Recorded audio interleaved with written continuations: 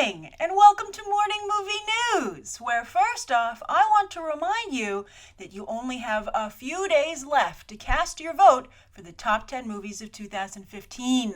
The poll ends at the end of the day on January 2nd, and the link to vote is in the video description. Now, some people have said, they've tweeted, they've written in the comments, they're like, Grace, I don't think I can vote. I haven't seen all the movies of 2015, or at least the ones that are on my list.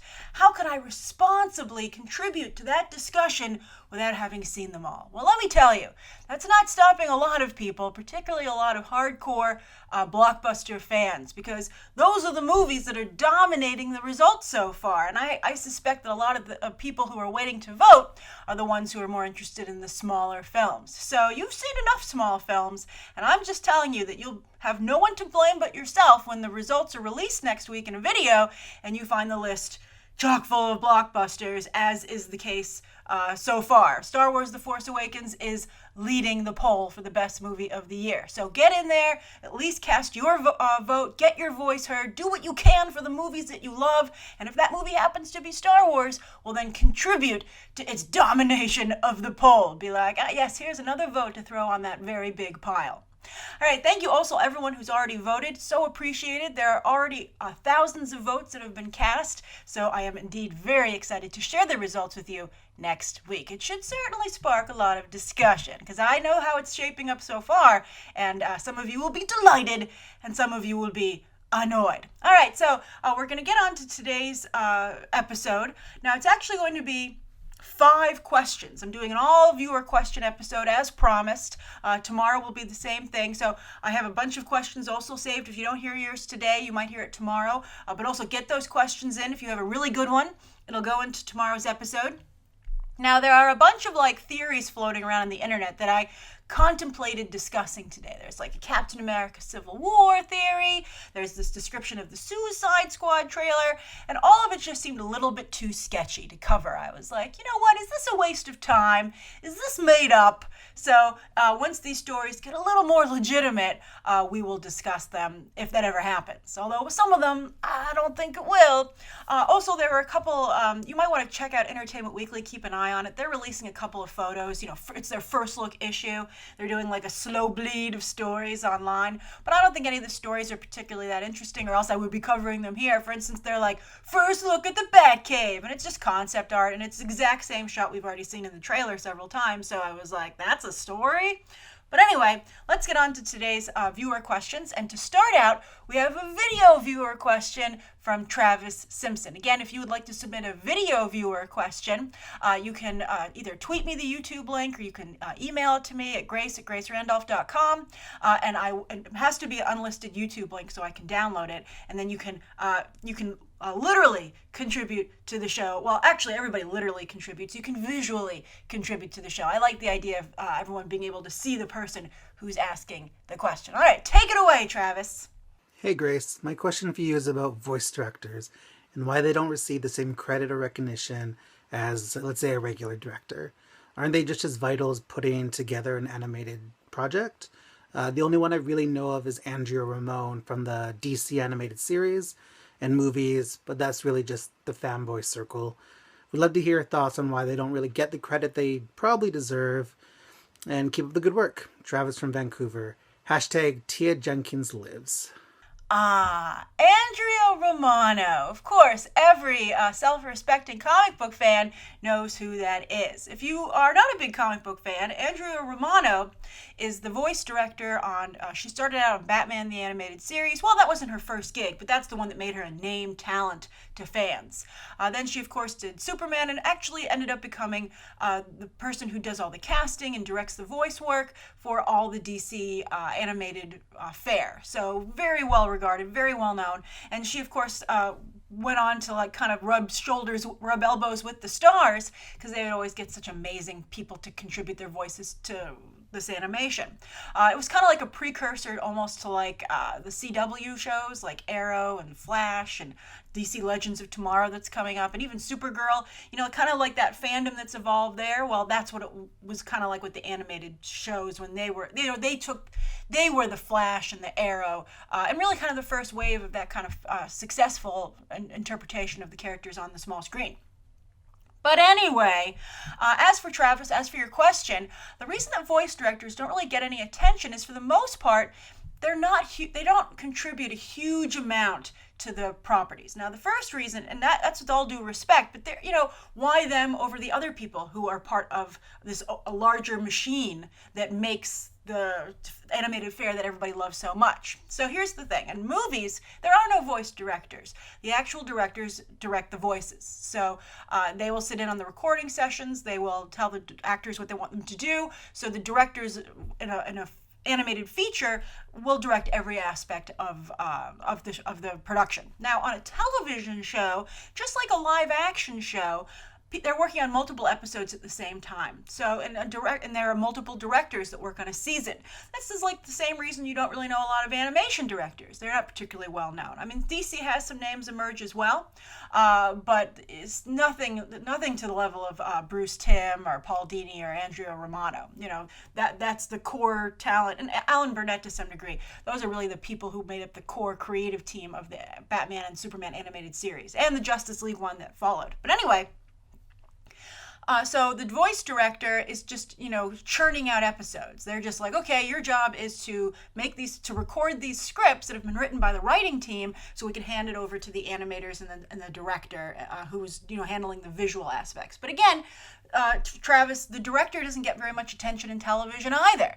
I think you'd be hard-pressed to name a number of directors who worked on the episodes that Andrea Romano did. And I think that the reason that she stood out was because, again, of the caliber of the talent that she was able to secure, and also I think because of the sophistication of what she produced. It was so well done, and there were such great performances that I think people were very impressed with that. And, and also to the show to some degree pushed her stardom. They would have her do participate in retrospectives of the show, and when she talked about casting, they'd be like, bring in Andrea Romano. So that's one of the reasons. And so, a lot of times the network or the producers will decide who becomes the face of the show. And Andrea Romano was picked. It wasn't just totally her doing or the fans doing. It was something, maybe her name came up a little bit. Who knows? It's the chicken or the egg. But the producers and Warner Brothers, they decided to push that, and they were like, oh, look, there's a chance to make Andrea Romano a name talent. Let's do that. So for the most part, though, in television, still the stars, the people everybody knows about, are the creators, and then usually the voice cast. I think like Pendleton Ward over at Adventure Time, right? He has a whole bunch of people who work on that show, but he's the one everybody really knows about, and of course the voice cast. So I hope that clears things up for you, Travis. And I think that it would be great to know all of the people who work in animation. It's a very complex process, obviously. And if you'd like to get a little bit more insight into it, at the end of this video, I will actually put a link to a behind-the-scenes video that I did to promote the film Epic over at Blue Sky Studios, which is actually based here on the East Coast in Connecticut. So it shows some of the different processes, the levels of production and who's working on what. And I think it's a good introduction to animation. All right, so that's the first question. Thank you again, Travis, not only for asking a question, but sending in a video one. Let's move on to the second question of the day, which was actually tweeted to me by Austin. And Austin tweets, at Grace Randolph, what's the relationship between theaters and studios? Who pays who? And how do they both make their money? My dad and I are curious. I love that this is actually a question from Austin and his dad, which I have to admit is one of the reasons I picked it to include in today's episode. I love when families see movies together. I think that parents often are the ones that instill a love of movies in their kids, the next generation.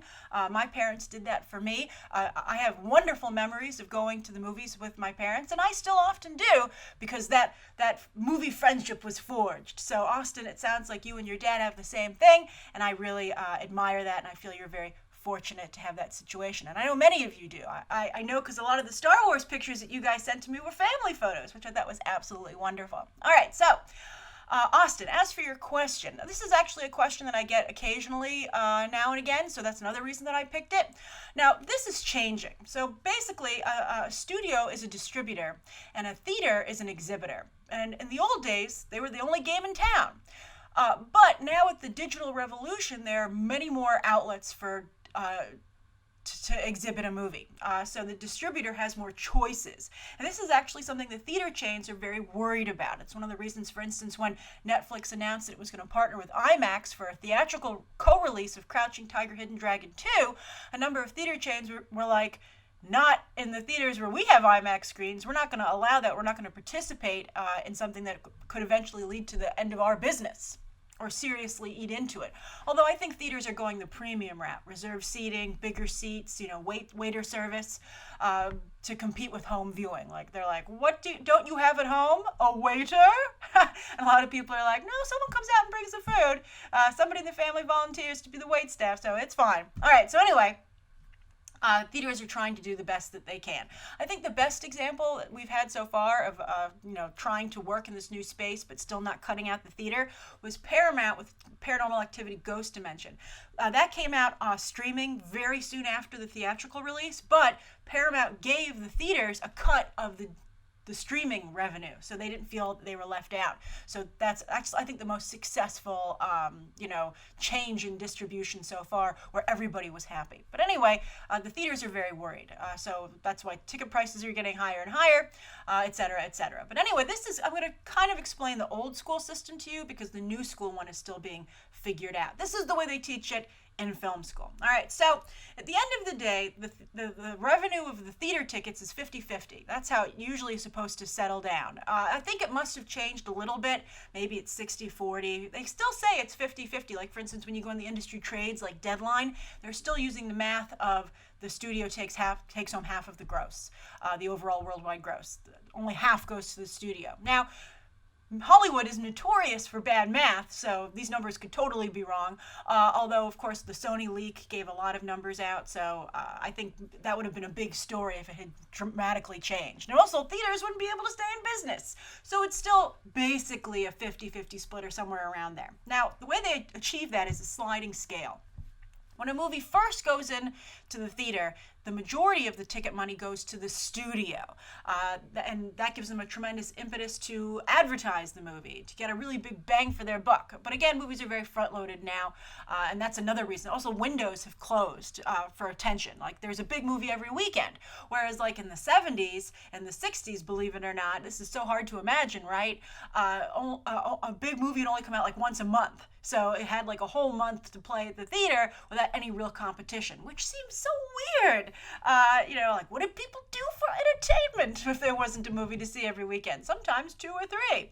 But anyway, and there weren't any video games either. All right, and so, and I didn't like Silver Age. I don't like Silver Age comics, so what would I have read? But anyway, I digress. So the majority of the money at first goes to the studio. But then the longer the movie plays in the theater, the more of that ticket box office money goes to the theater, and that's also encourages them to keep the movie playing, right? So when a movie is in the smallest screener in the multiplex, like on its last legs before being kicked out, the theater is making the most of that money.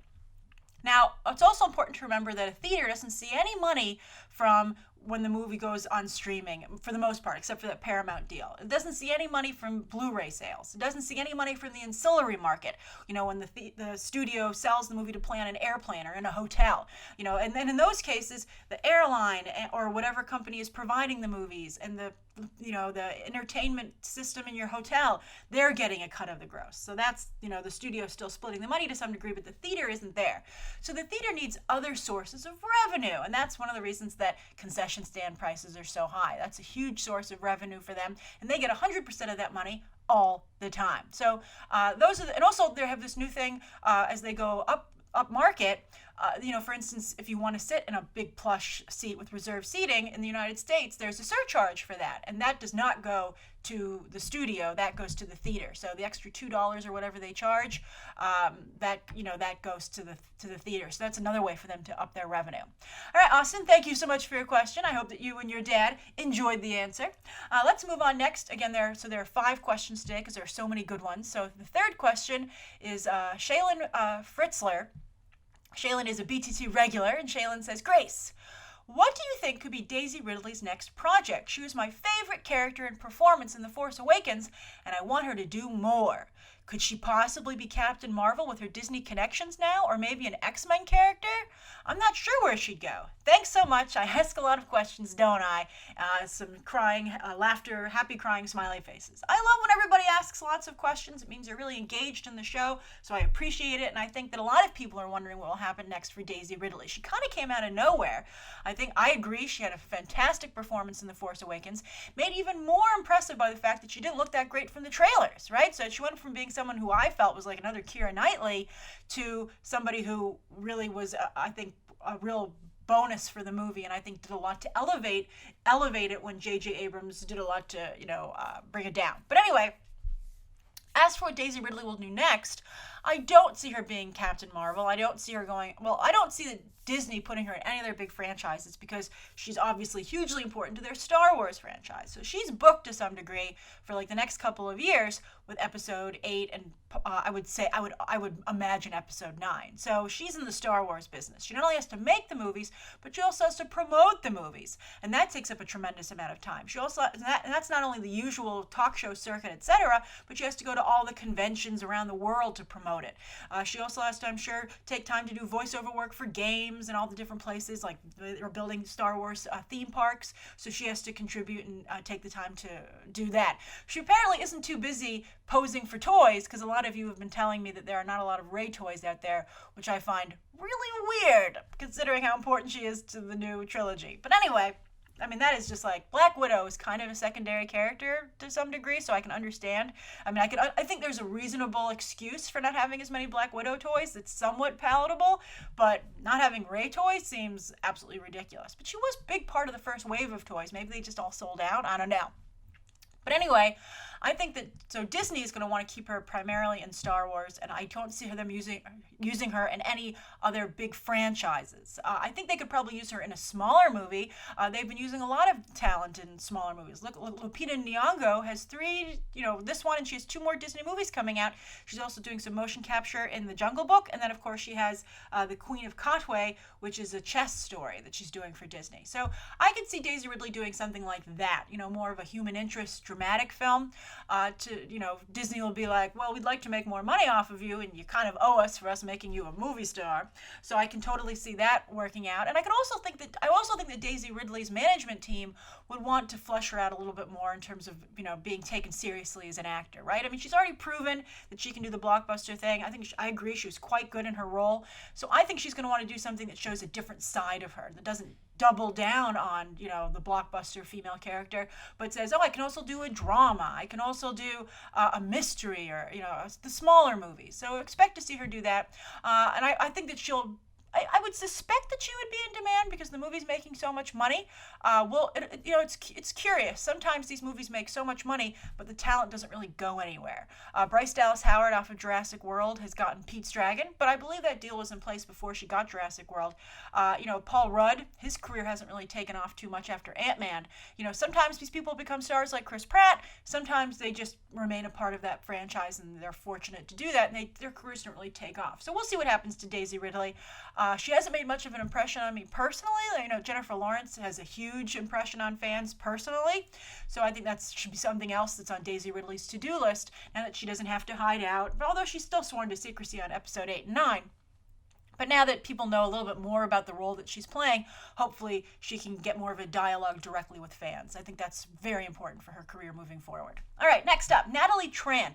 The next 2 questions are career questions, so I always appreciate those, and I think not only are they great to discuss, but I hope they help multiple people, not just the person who asked them. So Natalie Tran is the first one, and Natalie says, "Hello, Grace. I have a question for you. How should you approach auditioning in an open casting call? Profiles, listening experience, getting an agent, and generally how the auditions work. It would mean so much to me if you answered this question. Thanks, and keep up the great work. Heart." Oh, I love it. I love the emojis. I love using emojis on my phone. Sometimes it's gotten to the point where I'm tweeting or writing stuff on my desktop. I'm like, where are the emojis here? I love them so much. All right, so anyway, Natalie, this is a great question. My first advice to you would be don't ever get your heart set too high on an open casting call. Open casting calls rarely work. And they're often just a way to get publicity for a project. They'll usually go with someone who already has an agent and has worked before. So an open casting call is a real long shot, like a huge long shot. Although this is some very good advice that someone told me, and so I'm going to pass it on to you guys. Never imagine yourself having gotten the role, because that kind of takes you out of the audition. So don't project yourself being like, it's going to be so great when they cast me. What you need to do is imagine yourself auditioning. Think of yourself only getting that far. How am I going to make an impression on the casting directors? How am I going to really nail this audition? That's what you should be focusing on, because acting is a long game. It's not a sprint, it's a marathon. The media tries to make it seem like it's a sprint, but that's a lie. That's not true. Even the famous Lana Turner story about her being discovered on a soda fountain stool is not 100% correct. So you really need to realize that if you want to be an actor, it's going to take a long frickin' time. So that means you want to befriend casting directors. So always make sure you're on your best behavior. Make sure you're very polite. Make sure you're clear that you're grateful for the opportunity to be there. So your goal in an open casting call, Natalie, shouldn't be so much to win the part, because I think the odds of it are almost nil, but it should be to make the casting director say, "Oh, I like you. I think you're awesome. I would like to see you come back. I'm going to remember you. I'm going to save your headshot, and I'm going to call you for another role because I think you did a good job." Also, there's a BTT viewer who, now that I remember, works in a casting director's office. I don't remember this person's name. It's an African-American gentleman. He comments all the time. I always appreciate his comments, but if you could please contribute your thoughts down below, I would really appreciate it, and I think Natalie would as well, because you're working in casting right now. So also, once you've gone to the open casting call, every month or so, you should send an update to that casting director with presumably what else you're doing. What else have you auditioned for? What classes are you taking? Are you in a showcase? You want to make sure you stay on that person's radar. That's really the best that you can hope for. And just again, I would tell you to be very upfront. Don't lie. Extra work is not considered actual acting, even though it can get you into the union, a SAG. They want to see actual work. Really be appreciative. Be the kind of person that you would want to work with. And again, keep those expectations low. Focus on the casting, not the being cast. And just realize that dreams come true in Hollywood, but not overnight. All right, so that's the fourth question of the day. Now for the bonus question, and this is from Patrick Konings. And Patrick says, "Hey Grace, today is my birthday, so happy birthday, Patrick. And I was wondering if you could answer my question on morning movie news." Ta-da! Happy birthday again. "I'm turning 16, and my dream is to become a movie critic. Knowing what you know now about the movie industry and journalism in general, what advice would you give to yourself at 16? Well, as always with the arts, have a backup career. I think that's extremely important. Or not even a backup career, but somewhere that you can support yourself while you're trying to get your career off the ground. For instance, I supported myself while I was getting this YouTube channel off the ground, writing comic books. For Tokyo Pop, I wrote a lot of manga. I wrote some comics for Marvel and DC that supplemented my income enough that I could focus the necessary time on growing my YouTube channel. So everybody needs to have, in entertainment in particular, one of the key words is diversify. Diversify that portfolio. So Patrick, that's the first thing you need to do. Second, you should take a creative writing class, because you want to make sure that you're really good at writing, and you know how to craft a good story, and you know how to write a good, also analytical writing. Do you know how to write a good essay? How do you structure things? That's also very important. And then I would say you need to watch a crap ton of movies. It's very important to have that reference point. It's really important, and I think that any good critic has that. And I think that even though today's audiences aren't so into the classics, you're supposed to be becoming a professional. You need to know these movies. So you need to know the big ones. Turner Classic Movies is a great cable channel. It's free with, it's basic. It's included in most cable packages. And also Netflix has a lot of old movies, because old movies are free, and so that's one of the few things they've been able to hold on to. But Turner Classic Movies not only is a great channel, but they do a wonderful job curating content. So I really actually love Turner Classic Movies, and their website actually streams a lot of classic films as well. So I couldn't recommend them highly enough. You should have seen most of the Oscar winners and nominees, so that's a good place to start if you haven't seen a lot of older films. And you should just also see a lot of movies. So I think that's very, very important. And also, in college, you need to take a cinema studies course. You need to learn about film criticism. You need to learn about how the industry has evolved, where it came from. You need to know the behind-the-scenes aspects of how the industry works so that you can better grasp what you're seeing, right? And the choices that are being made. So I think obviously you have a lot of studying to do. And also, I would say hold on to that love of film. I think that's also very, very important. But, that's a personal choice. I think you have to decide what kind of critic that you want to become. So I hope that's helpful to you, Patrick. Happy birthday again. I hope you're having a wonderful day, and I hope that information is helpful to you. All right, thank you, everybody. That's today's episode. Thank you for all your wonderful questions. Be sure to share more down below, and even if it doesn't get answered tomorrow, I always keep a backlog of questions for future episodes if there's like a slow period and people asking questions, so you never know when it might show up on an episode. All right, thanks for watching. Bye.